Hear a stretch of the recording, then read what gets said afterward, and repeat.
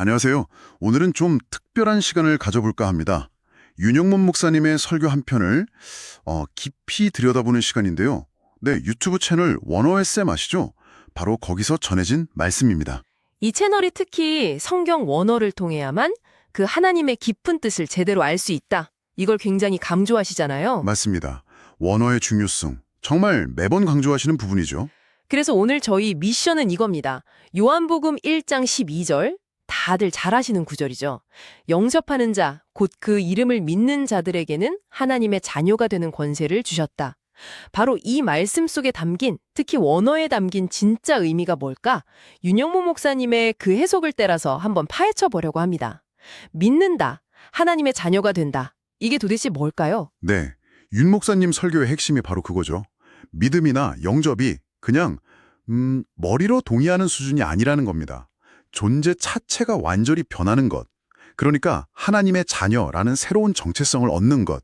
이걸 말씀하시는데 그 열쇠가 바로 원어에 있다는 거죠. 그렇죠. 원문을 봐야 그 깊이가 보인다는 말씀이시군요. 네, 맞아요. 피상적인 이해를 넘어서려면요. 자, 그럼 바로 그 지점부터 시작해보죠. 설교에서 첫 번째로 강조하시는 게 믿는다는 의미인데 이게 그냥 나 예수님 알아 이 정도가 아니라는 거죠. 전혀 아니죠. 헬라어 원문을 보면요. 믿는다는 게 피스티오 에이스 아우트거든요. 이게 훨씬 깊은 의미를 가져요. 윤 목사님 설명에 따르면 이건 단순히 지적으로 동의한다. 그런 차원이 아니라 그의 이름 안으로, 말 그대로 안으로 들어가서 그와 하나가 되는 상태. 이걸 의미해요. 와, 안으로 들어간다. 존재적인 연합 같은 거네요. 그렇죠. 그의 생명 속으로 내가 들어가고 또 그가 내 안에 거하시는 그런 상호내주, 존재의 연합. 요한복음 3장 16절에 믿는 자마다 영생을 얻는다도 사실 같은 맥락인 거예요. 그러니까 믿습니다라고 고백하는 그 순간부터 이미 내 존재 자체가 그분과 연결되고 하나가 되는 과정이 시작된다는 거군요. 네네. 그런 엄청난 변화가 일어나는 거죠. 단순히 생각만 바꾸는 게 아니고요. 이야, 이게 정말 원어를 보지 않으면 그냥 믿으면 자녀된다 정도로만 생각하기 쉽겠네요. 맞아요. 그 깊은 의미, 연합의 의미를 놓치기 쉬운 거죠. 그러면요, 그렇게 예수님을 영접하고 또 연합하게 될 때 구체적으로 우리에게 어떤 변화가 나타나는 건가요? 윤 목사님 설교를 좀 더 따라가 보면 크게 한 3가지 정도로 정리해 볼 수 있을 것 같아요. 첫째는 당연하지만 하나님의 아들이 되는 거죠. 갈라디아서에서 말하잖아요. 하나님을 아빠, 아버지라고 부를 수 있게 된다. 근데 이건 그냥 부르는 게 아니라 아들의 영을 받아야 가능한 거예요. 본질적인 변화죠. 아들이 양이요? 네. 예수님의 말씀이 영이요 생명이라고 하셨잖아요. 그 말씀을 듣고 지키는 마음, 그 좋은 땅 같은 마음에 이 영이 임하는 거죠. 그리고 두 번째 변화가 정말 중요한데요. 우리가 하나님께로부터 난 자가 된다는 거예요. 하나님께로부터 났다. 입양이 아니고요? 네, 그게 핵심입니다. 단순 입양이 아니라 문자 그대로 하나님에게서 태어난 존재가 된다는 거예요. 히브리서 보면 예수님과 우리가 한 근원에서 났다고 하거든요. 형제라는 거죠. 와, 이건 정말 엄청난 이야기인데요. 그렇죠. 그래서 우리 안에도 예수님처럼 하나님의 속성, 그러니까 지혜나 의로움, 거룩함, 구속함 같은 것들이 잠재적으로 있다는 거예요. 우리가 그렇게 살아갈 수 있는 존재가 되었다는 거죠. 대단하네요. 그럼 세 번째 변화는 뭔가요? 세 번째는 성장을 통해서 신성한 성품에 참여하게 된다는 겁니다. 예수님도 누가복음 보면 지혜와 키가 자라가셨다고 나오잖아요. 우리도 마찬가지로 하나님을 아는 지식 안에서 계속 자라가야 한다는 거예요. 성장이요? 네. 베드로후서에서 말하는 것처럼 그렇게 자라가면서 하나님의 성품에 참여하고 세상에 썩어질 것을 피하고 또 믿음 위에 덕, 지식, 절제, 인내, 경건, 형제 우애, 사랑 이런 열매를 맺는 삶을 살게 된다는 거죠. 그렇군요. 이 세 가지를 종합해보면 하나님의 자녀라는 건 진짜 그냥 이름표 같은 게 아니네요. 완전히 새로운 존재로 하나님에게서 나서 그분을 닮아가고 또 그분과 깊은 관계를 맺는 그런 존재로의 변화군요. 맞습니다. 그래서 윤 목사님은 믿음에도 단계가 있다고 보시는 것 같아요. 뭐랄까 사도행전적 믿음이라고 표현하시던데 내 밖에 계신 예수님을 믿는 단계가 있다면 그걸 넘어서서 내 안에 이미 와 계신 예수님과 연합해서 새로운 피조물이 된 상태, 이게 바울 서신적 믿음이라는 거죠. 아, 요한복음은 바로 이 후자의 관점을 강하게 보여준다고 해석하시는 거고요. 그래서 고린도후서 5장 17절 그 말씀이 딱 연결되는군요. 누구든지 그리스도 안에 있으면 새로운 피조물이라. 이전 것은 지나갔으니 보라 새 것이 되었도다. 과거의 나는 이제 없고 하나님 안에서 완전히 새로운 존재로 다시 태어났다. 이 선언이네요.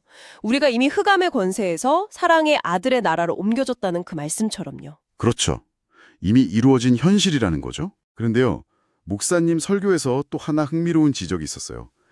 요한복음 1점 12절 번역에 대한 문제 제기였는데요. 우리가 보통 하나님의 자녀가 되는 권세라고 읽잖아요. 이게 정확한 번역이 아니라면 원어의 진짜 의미는 뭔가요? 네, 이 부분이 또 아주 중요한 포인트죠. 원어를 직역하면 의미가 좀 달라져요. 권세를 뜻하는 엑수시아라는 단어는 맞는데 그 쓰임새가요. 하나님의 자녀들을 되게 하는 권세 혹은 하나님의 자녀들을 만드는, 세우는 권세 이런 의미에 훨씬 가깝다는 겁니다. 잠깐만요. 우리가 자녀가 되는 권세가 아니라 자녀들을 되게 하는 권세라고요? 네, 그러니까 내가 하나님의 자녀가 될 가능성이나 자격을 얻는다는 그런 수동적인 의미가 아니라는 거죠. 이미 내가 하나님의 자녀가 되었고 그 자녀로서 이제는 다른 사람들을 하나님의 자녀로 만들고 세울 수 있는 그런 능동적인 권세, 그 권한을 받았다는 뜻으로 해석해야 한다는 거예요. 이게 윤 목사님이 원어를 통해서 발견하신 아주 핵심적인 통찰입니다. 우와, 이건 정말 관점이 완전히 뒤집히는데요? 우리가 그냥 구원받아서 다행이다 하고 끝나는 게 아니라 하나님과 함께 다른 사람들을 그분의 자녀로 세워나가는 동역자, 그리스도를 대신하는 대사 같은 그런 역할과 능력을 이미 받았다는 거잖아요. 바로 그겁니다. 이게 바로 하나님의 자녀된 우리의 진짜 정체성이고 우리에게 주어진 능력이라는 거죠. 베드로후서 1장 3절에서도 그의 신기한 능력으로 생명과 경건에 속한 모든 것을 우리에게 주셨다고 하잖아요. 이 자녀를 세우는 권세야말로 그 능력의 아주 구체적인 표현 중 하나라고 볼 수 있는 거죠. 하나님의 설교를 통해 정말 많은 것을 생각하게 되네요.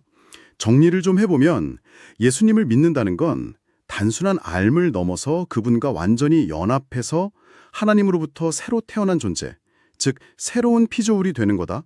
그리고 이 새로운 정체성은 우리에게 하나님을 아빠라 부르는 특권과 함께 다른 이들을 하나님의 자녀로 세우는 놀라운 권세까지 포함한다. 이거네요. 네, 맞습니다. 그리고 이 모든 깊은 의미를 제대로 알려면 역시 성경 원어를 들여다보는 것이 정말 중요하겠고요. 그렇죠. 원어를 통해 볼 때 이런 진리들이 훨씬 더 선명하게 다가오는 거죠. 그리고 중요한 것은 이 권세와 능력이 그냥 우리 안에 잠재되어 있는 게 아니라 우리가 하나님을 더 깊이 알아갈수록 이 정체성과 권세를 더 분명히 깨닫고 실제로 사용하며 살아가야 한다는 겁니다. 이게 그냥 소극적으로 믿는 신앙을 넘어서는 거죠. 능동적인 자녀의 삶, 하나님의 동역자로서의 삶이라고 할 수 있겠습니다. 자, 그렇다면 마지막으로 여러분께 한번 질문을 던져보고 싶습니다. 오늘 들으신 이 내용을 바탕으로 여러분 자신의 신앙적 정체성을 어떻게 다시 한번 정의해 보시겠어요? 그리고 하나님께서 여러분 각자에게 맡기신 이 자녀를 세우는 권세, 이걸 지금 어떻게 사용하고 계신지 혹은 앞으로 어떻게 사용해 나갈 수 있을지 잠시 멈춰서 생각해 보시는 건 어떨까요?